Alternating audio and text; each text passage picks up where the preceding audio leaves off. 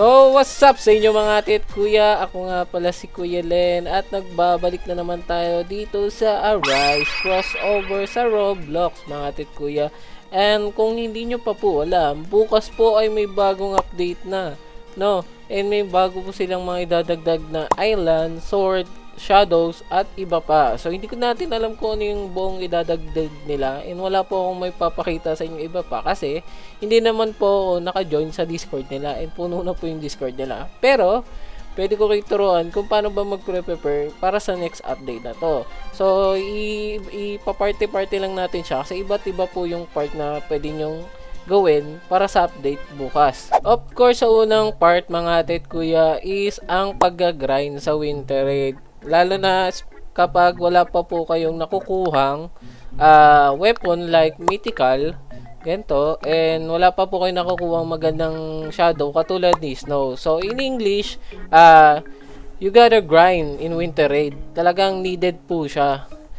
Yung drops na nakukuha sa winter raid is maganda po and makakatulong po sa inyo para sa next update. Ngayon, pwede po kayo mag-focus kung ano yung mas kailangan nyo. For example, mga ate kuya, your weapon is near in ascension to another rank. Kunyari, yung weapon nyo is D rank and malapit na po siya mag-C rank within kunyari kailangan nyo lang 1 or 2 pieces of D rank para maging C rank siya. Grind the mythical weapon instead grinding the shadow. Or you can grind both actually. Gawin nyo lang mag-equip kayo ng drops chance, sabihin natin drops chance na relics, isa, and isang arise lock.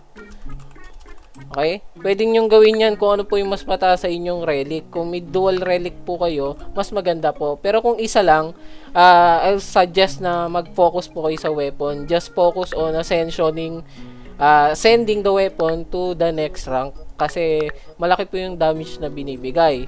For shadow naman kasi mga ate at kuya, ang damage lang po ng isang G rank na Snow is around 211 QA. That's with high stats na with 20 power of shadow, yon. So, with 20, nasa 211 na siya. Pero kung kukuha po kasi kayo ng weapon, tignan nyo naman, it's in QI already with base stats without any enchant. So, kung mag-enchant pa kayo, katulad ng Sharpness 8 and may Vorpal, your damage will be multiplied by 5 times. So, ganun siya kalakas. Now, mga tit kuya, what if meron naman po kayong maganda ng weapon and shadow? You have a really good weapon and shadow. Pero, wala po kayong magandang enchant. Then, grind the enchant, no?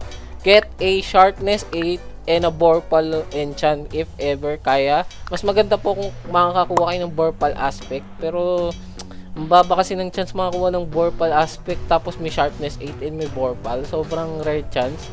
Kasi by this time, for sure, madami na po kayong dust. Kakagrind nyo ng winter raid. Diba? Madami kayong dust. Magagamit nyo yun. Just reroll your enchants on your best sword until you get a really good one, no?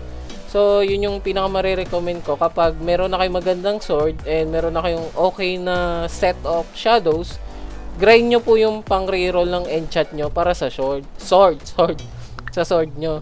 Kasi, para hindi po kayo mahirapan next update, then yung damage niya is on fire na kagad dun sa mga magiging bagong weapon. So, mga ate kuya, what if naman, Kuya Len, I have everything na. I have a good sword with good enchant and good shadow. What will I do, Kuya Len, para sa next update? How can I prepare? So, the last thing I can suggest, mga ate kuya, is grinding tickets. So, makikita nyo, I have 1.26k tickets. So, meron po akong pambili if ever they add a new game pass or something new that you can buy with tickets. Yun po yung isa sa mga pwede nyong gawin. Kasi alam nyo naman na if you're free to play, you have to grind tickets. Or if you want to save some money, you have to grind tickets. So, yun. Grind dungeons since it spawn every 15 minutes. And kung wala po kung ayaw nyo naman po mag-dungeon palagi, there is a interval time around 20 minutes per winter raid. You can do a dungeon between that time, actually. Yun.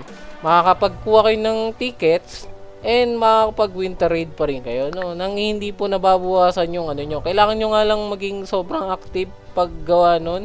Kasi kailangan nyo mag-multitask, kailangan nyo mabilisan na gumalaw na, ay, kailangan ko kagad mag-dungeon, ganito. Tapos, kailangan ko kagad makabalik doon sa Winter Raid. So, yun. So, yun, mga ate kuya, those are all the suggestion or any preparation that I can give to you before the next update. Sana ma-apply ninyo, mga ate kuya. And, isa pa pala, mga ate kuya, if you don't have a guild, join a guild, any guild, basta meron pong upgrades, ang laki po ng mabibigay. Just to insert it, our guild is still looking for members, Filipino or non-Filipino, any native. We don't have requirements on donation. You can join, just comment your username or just add me. Here is my user. You can see Kuya Allen with triple U. Then you can add me and join me. I'll invite you, okay? So yun, kasi malaki pong tulang ang guilds. The upgrades are really good, especially if you get the extra relic and shadow slot, but those are really expensive. Only leaderboard guilds can only bought these upgrades. Yun.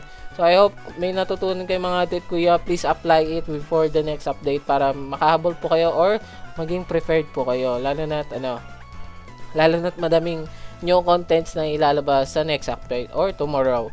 Yun. So, bala ko sana mag-dungeon muna. And yun. Kita-kita na lang tayo, mga tit kuya, sa next video. Please don't forget to like and subscribe and hit the notification bell.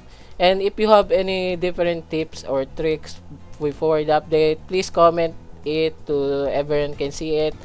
Or you can keep it to yourself. Okay lang naman yun. So, kanya-kanya tayong diskarte dyan, mga tit kuya. Shinare ko lang yung diskarte na pwede kong i-share sa inyo. So, yun. Kita-kita tayo, mga tit kuya, sa next video. Paalam!